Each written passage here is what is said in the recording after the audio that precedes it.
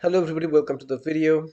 In this series of 104 Microsoft Azure Administrator series that I'm redoing since October, I have been able to finish down to serverless computing. So all of these videos, they are redone between October of 2021 and December 2021.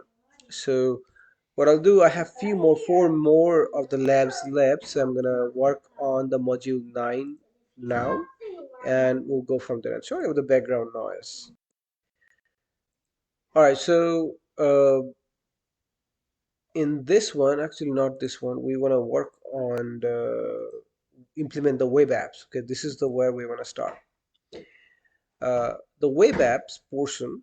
Okay, you have six different tasks that I need to finish, and it shouldn't take more than about half an hour or so. And what Azure or this Microsoft Learning, this repository has done, they have added a very nice architecture diagram for every single lab they have. So in this lab, we have really six different tasks, starting with the creation of an Azure web application, then creating a staging deployment slot, and then configuring web app deployment setting, and then configuring deploy the code to the staging slot, then swap the staging slot, and finally configure and test the auto scaling of the Azure app. Now the auto scaling, you will see that it's very similar to the auto scaling that we have looked at in the previous lab for the load balancing as well. So you need Azure account, and let's see if I can log in to Azure account that I have. So just go to portal.azure.com. Hopefully I'm already logged in. If not, just try to log in.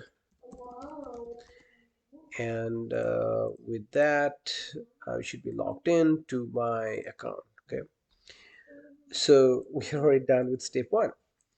So what we want to do, we want to create the app service. Now you should spend a good amount of time looking at the app service because there's a whole bunch that are important for the app service. There are many different plans. Okay, what we're going to do, we're going to follow the directions in the lab. In the app service, we're going to create the create. So that's what we did, and a new window is now popped up. And this one, we what we'll do on the basics tab. This is the basics tab right now where we are. We're gonna select the subscription. That's the only subscription I have. A resource group, we're gonna create a new one. So Control C, create new, and paste that one. Hit OK. And web app name, let's say Cloud App 123. So that is going to be the name of our application, and we're gonna publish the application as a code. We're going to upload the code, and the runtime stack they're going to use is going to be the PHP. So type PHP, and we're going to pick up. This lab was designed for 7.3. It looks like it's no longer supported, so I'm going to take the closest one, which is 7.4. Okay. Operating system is Windows, so change that to Windows. So we'll be using Windows to host our application and our website. And region, the name of the Azure region, let's just use East US, and then accept the default configuration. So here what they're saying, go with the default SQL size. Now if you click on this one, there are so many different options. Okay, so right now the one that is highlighted, that is what is actually selected. Okay, if you're doing a development work, so you should come over here and look at which one is the most important or most suitable. Like if I just go with this one, F1, it is completely free. You see, it's 1 GB memory, 60 minutes a day of compute is completely free. Okay, I would go with this one if I'm doing, just very simple thing. So what I'll say that review, because there are so many different things that you can do. And one thing I want to mention, so if you come over here with the free option, you don't have any auto scaling available, right? Here, little bit more, still no auto scaling, but you do get the custom domains in here. When you come over here, you still don't have custom auto scale, but you do have manual scaling available up to 3 instances. Once you go to production, see how many different options are available now. So this is the recommended one that we're going to use. With this one, I can use custom domain if I like, auto scale if I like, up to 10 instances. We can have staging slot, daily backups, traffic managers, storage, memory, all that kind of stuff. So as you go higher and higher, you will see the services and stuff. They are just more and more available. For this lab, we're going to go with this. Hit apply. So we are here. So now we can do a review and create. So that should get us through the step 4. And it says, hey, wait until the app is created before you proceed to the next task. So we can wait and then hit create. Everything looks good. So that started the deployment. It says initializing the deployment, right? And then once it's done, we'll go to the resources.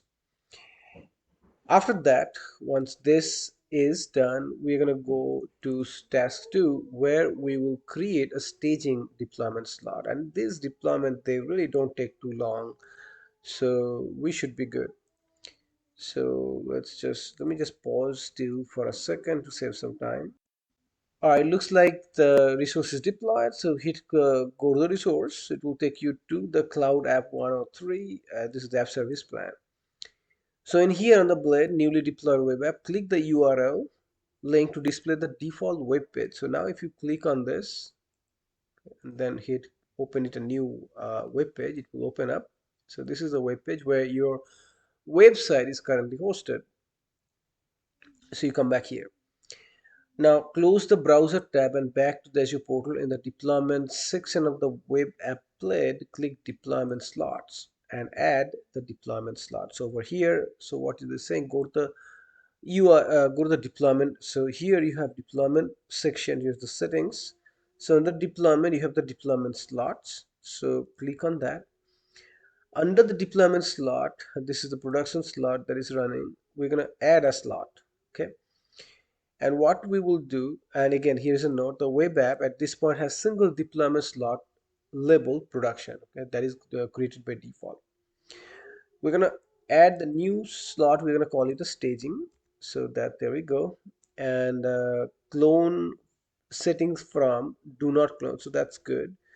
Uh, and then hit add, and then back on the deployment slot, blade of the web app, click the entry representing the newly created staging slot. So that's it will just add it in a second. As soon as it's done, we're going to look at the new slot, and we'll just do a quick review of the staging slot blade and note its URL is different from the one assigned to the production. So it's now done. You can close this one. You can come to this one. So what happens here, okay, uh, if you see over here, it added dash staging. Okay, so in this one, you see this is cloud app 103. If I open a new tab and copy this URL and put it here, I didn't copy it properly. I need to copy this one. Come over here, put that there. So this, you see the URL is different. And if I hit enter, there's nothing. Well, there's the same thing is running in both slots right now. So production and the staging area both got the same code at the moment. All right, so let's come back over here. So now we have two different deployment slots that we have created within this web app. That's production, and right now it's going to take 100% of the traffic, and it's a 0 right now. Nobody's going over there. What we'll do next, we're going to configure the web app deployment setting. On the staging deployment setting, click deployment center in the settings tab. So under the settings tab, let's go to our deployment settings. Where is my deployment setting? Uh, a lot of the time, what I'll do on the staging deployment slot, but maybe we have to go to the staging blade. Let me just first search for this one, deployment center, deployment center. A lot of time what I do, when there are a whole bunch of stuff in here, I just search for it and it takes me to that. So now if I take this one out, so there is a deployment slot and there's a deployment center. Okay, sometimes it's right there, but I still don't see it. So just go to the deployment center. Okay, so we create a new slot. Now we're in the deployment center. Here is a setting. Note, make sure that you are on the staging slot. Okay, are we on the staging slot? How do I know?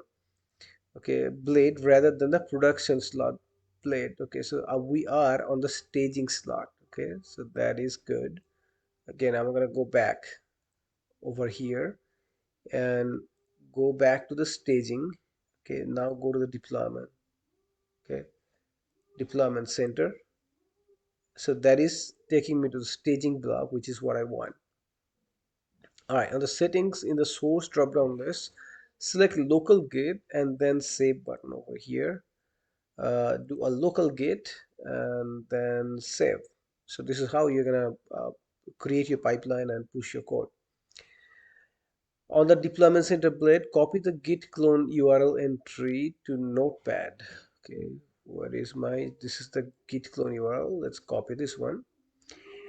Then you will need the git clone URL in the next task. Very good. On the deployment center, select the local git FTPS credential tab. So over here, local git FTPS credential. So let's just click on that one. And username, any globally unique name must not contain. So over here, username is password. Whatever is here, it's fine. I guess maybe this one is what we need to do. So let's just do student and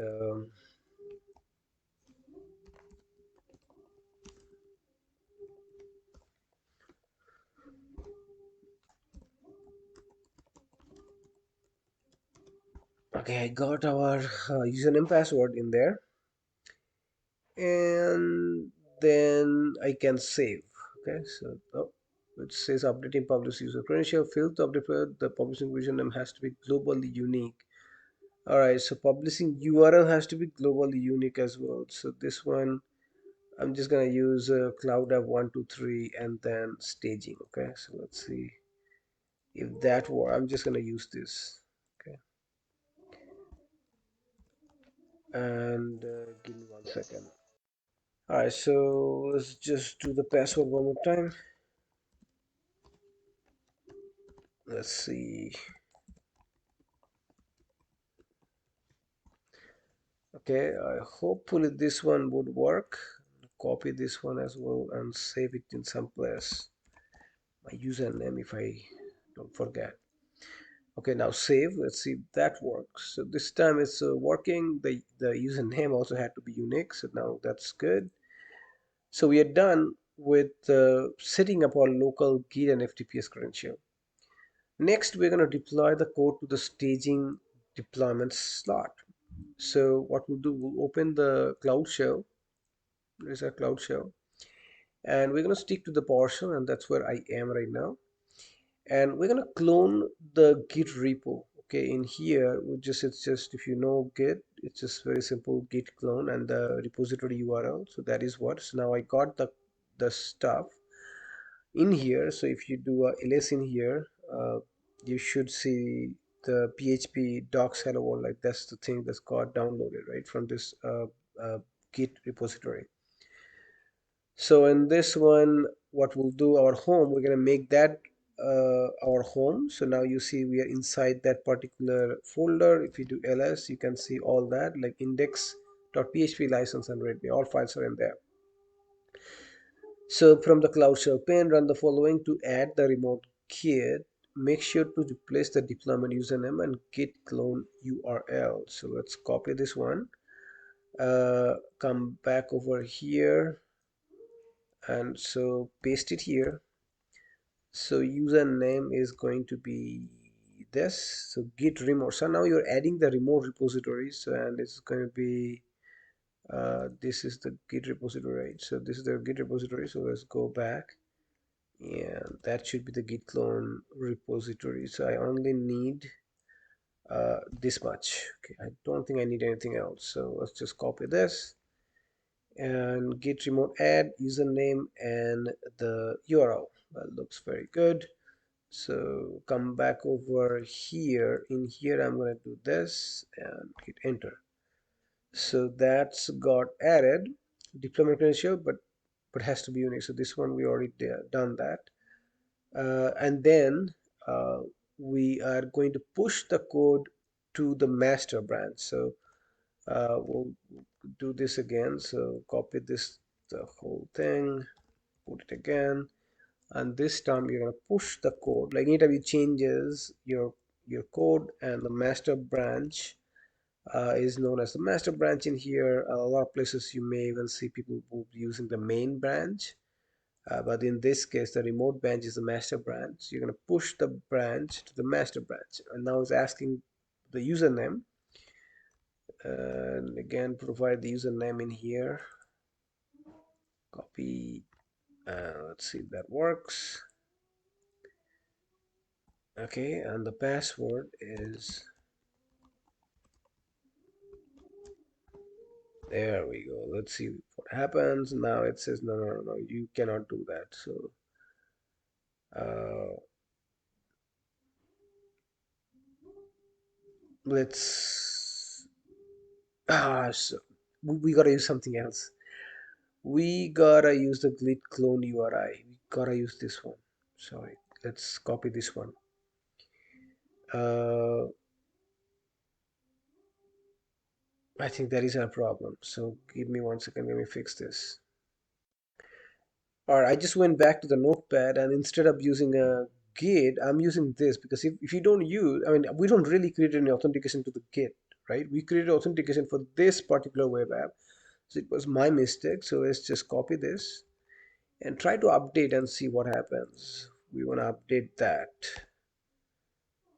Okay, it says remote, so we need to force remove because we already added a wrong branch. We need to delete that branch first. Okay, so let me just do rm dash rf, and then php. I'm just gonna get rid of this stuff completely and redo this real quick. So what we'll do, we'll git clone one more time. Okay, come back over here, git clone. It's gonna download this directory, and then copy this and rerun. Okay, so now I'm again under this. At this time we should be able to do the git remote add. So this time let's copy this, come back, do git remote add. Now this time this URL is that URL from here. Okay, so hit enter. Again it says no, remote cloud already exists, so it messed up. Let me just try to see it, fix it. You don't do that if you're watching it. You don't do the mistake. All right, so based on some documentation here, removing the git remote, I'm going to run this command, git remote rm. So give me 1 second. All right, everyone, so what I had to do, I had to run a git remote rm command to first get rid of this. If you look at my command, I did a git remote dash v. I have those two, cloud app 123 staging and tagging. So I ran this git remove rm, then I removed that one. So right now I don't have anything except for this origin in here. And what I'll try to add back this one. Now I'm going to try to add our git remote and see if that works, or if I need to do some more troubleshooting. Sorry. So let's just do this, hit enter, and this time I think it worked just fine. And so if you are following along, make sure just to use this git clone URL and you should be good. So once we are here, we can try the git push, and that's where we got stuck. So this time git push, if we take that one, let's make sure that it works. Let's try, and this time it's asking username. So again, let's try the username that we have created. Let's see if that works, and let's try the password that we created, and let's see if that works. Now this time it at least didn't give me any trouble, so it's still working on. Let me just make it a little bit big, and sorry, let's put it here. And now if my mouse is just going crazy, and that's it. So it's working. Everything seems to be going pretty well, and sorry about the background noise. Now your push is now successful. Okay, so now we have fixed the problem that we created, and now with the deployment credential that we have completed everything. So now what we will do, we'll go back to the overview blade. Okay, and since we have pushed the code, what we can do, we can get the URL one more time, and the staging area this time, if I go and try to go to the staging area, we should see a different URL in here. This time it should be showing the hello world, so it's not showing. So if you go to the other one, so if we go back in here in the production, okay, so go back to your deployment slots, and let me make this a little bit bigger one more time. Okay, and oh, from here, if I take that one out and just go to the our production URL, you should still see the other website. Like this one, we have not pushed our code to the production branch, but we did on our staging branch. So the staging branch only has the hello world. So we are done up to this, and now since we are happy with our staging branch, we're gonna swap the staging. Okay, so that is the next thing that we're gonna do. Give me a second now. All right, let's get back to the lab. So far, let's a quick recap what we have done. We have deployed a web app, and we had the only one slot, that is the production slot. We created a new slot, going to the deployment slot and clicking on the add slot. Once we have done that, we went to the staging area, and in that staging area, we went to the deployment center. Okay, and then the deployment center, we have done some configuration. We have configured our application and how PHP application setting, things like that. And we have also configured our settings, the deployment center settings. We configured our local Git FTP credential. We have our Git, which is going to be a local, the way we have set up, and it's going to have a staging area. It's got the Git clone just like that, and the connection will be on port 443, which is encrypted. Once we have done that, we have pushed our code to the staging area, and we have verified the staging area URL is working fine. And so this is the production area. It's still got the old code. This is the staging area. If I hit enter, so this is going to the new code that we have deployed. So at this time, we can go back to our next work, swap the staging slot.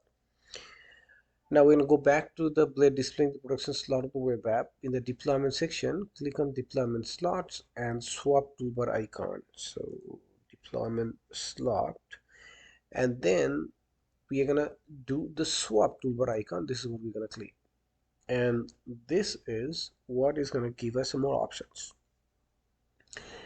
Now what is telling you, on the swap blade, review the default setting and click on swap. So right now what's going to happen, if the source is from this from the staging, we're going to move our code to the target, and then hit swap. Let's see what happens. Now we'll go back to the overview on the production blade on the web app and click on the URL.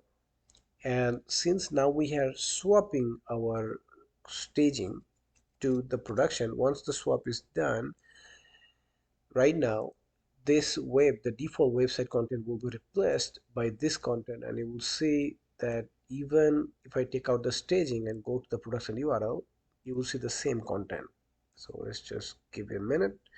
It's still performing the swap, and once we verify that, we have probably one more task, and then we'll be done. And that would be the auto scaling and test auto scaling of the Azure app that we have. Okay, this is still swapping, so let me just pause for a second and we'll be back. All right, looks like the swapping is done and it's successfully swapped between the stage and the production. So if I go here and refresh, I expect to see hello world, and you may have to refresh this page a little bit. Yeah, there we go. I'll do a hard refresh or open up a private window. So our swapping is now completely done. So next is the configuring and the test the auto scaling.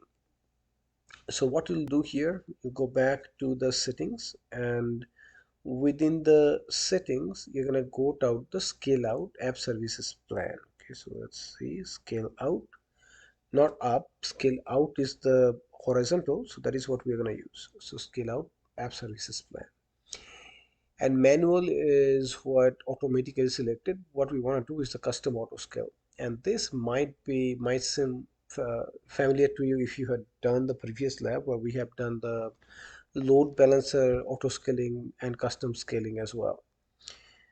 So in this one we'll do scale based on metric, so you can ignore the default one. This one is only going to be applied if you do not have any rule.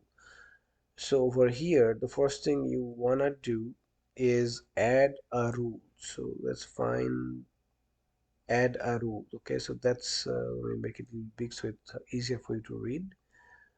So over here you see add a rule. Click on that one, and now this rule we're gonna configure as per the setting. So metric source is current resource. Metric source current resource.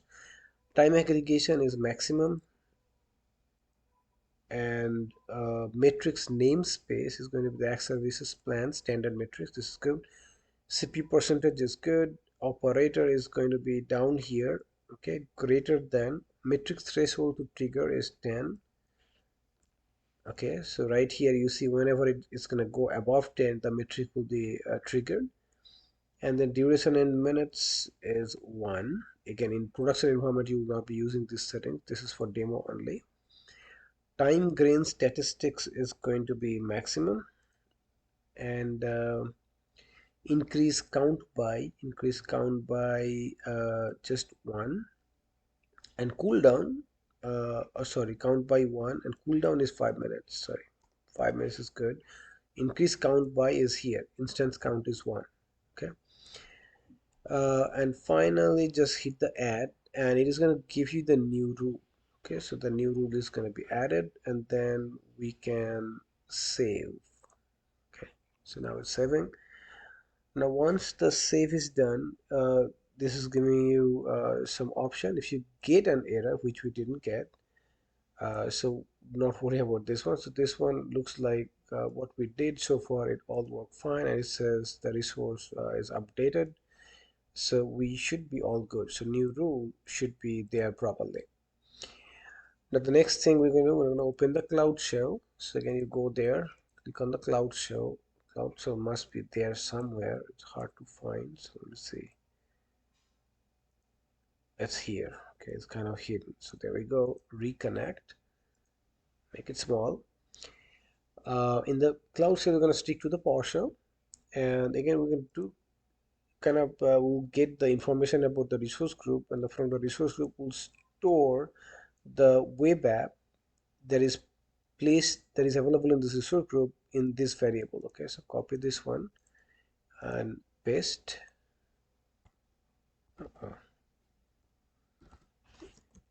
Sometimes this looks a little weird, so okay. So what I do, I'm gonna actually close this, refresh this, and reopen. Sometimes our command, the partial window behaves a little weird, so I'm gonna reopen this one and restart this. Okay, so now it looks much better. Okay, so now this resource group is stored in this variable rgname, and this variable we are using to store the information about the web app, and this is the command shell get Azure Web App to find and store the web app to this particular variable. Now what we're going to do, we're going to do this command, which will do, it will invoke, okay, a request to this web page, okay, and to continuously try to do that.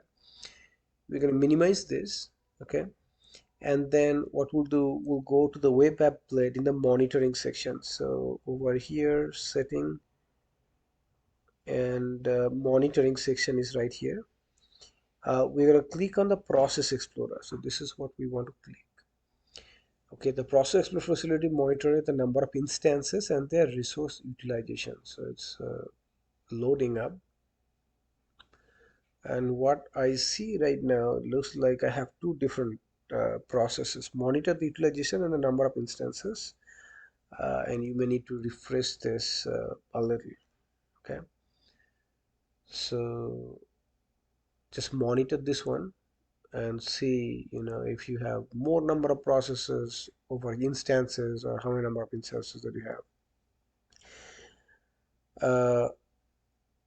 So typically what happens, it should have only one to begin with, and since we have, so let's just go back, bring back the cloud cell, and let's just close this one. What is going to happen, it will take about 5 minutes for this to cool down. Okay, and when we configured, we said the maximum number of instances is 2. What you can do, you can go back and change that to say 3 or 4 or 5, and then see what happens. So if you want to do that, you'll be going and doing the same thing. You'll be going to where? You'll be going to scale. So let's just find scale out. Okay. So say here so that is the default. That is this one. This is the one that we want to configure. So if I change this one, increase count by 1, do I have a maximum? We didn't choose any maximum in here, so well, play with it some more. Uh, Another thing you can do, maybe when you reach your now you are back down, like over, if you see over here, you can change when you are hitting this limit. Say you increase the count by 2. You can also try that. What we'll do, we'll go back to our web app and go back to our monitoring and then instances. Where is our monitoring and process explorer? So what I'm expecting, that number of instances is going to go down, but we have given it cooldown time for 5 minutes, so you're still seeing 2 of them. So this will go back down to 1 at some point. But what we'll do, we'll try to invoke this command one more time and see what happens. The commands, what do we need to do? And again, you don't have to do this. I'm just giving you some additional stuff to play with. So I'm again getting the same thing, and I want to do this invoke the web app one more time. And if you keep refreshing, this time, as soon as the new rule is in effect, you would see that these instances will go up by 2. Okay, so if you keep on refreshing some, which I don't want to waste all my time doing this. So let me pause this for a second. As soon as I'm satisfied with this, we can move on to the next one. Okay, let's just get it run. So now at least you have understood what the purpose of this process explorer and what it's doing. Okay. And the last thing is to clean up the resources. Okay, so pretty much what we have done in this, we have demonstrated, okay, how to create the Azure Web App, and we have shown you how to create a staging deployment slot. We have configured the web app deployment setting using a local git. You can set it up in other ways as well. Then we have deployed code to the staging by pushing the code. Then we have swapped the slot, and finally, where right now what we're doing is the testing to auto scaling option. We have already looked at that 2 of the instances got created very, very quickly, and we're just checking and playing with that option some more to see if we can get some more instances. So it looks like 2 instances, and the 10 limit that we had on the CPU is not hitting, so we have to change some stuff. So that's about it for this lab. I'm sure that these numbers will go up if we keep on monitoring and attack the server more. So if you have time, you continue. If not, I'm actually going to stop this. So do a control C, and we'll do the same thing at the end. We run this command to see the resource group, and then we're going to delete everything that we have deployed as part of this lab, so we are not wasting any money for the lab resources. And we have just done that, so it will take care of all the resources, and we'll have a clean Azure portal once again. So I'll recommend that you spend some time with this one. This lab is very short and quick, but there's a lot of things that you can do with the web apps, and probably a very useful application that you will be using in real life. Thank you for watching.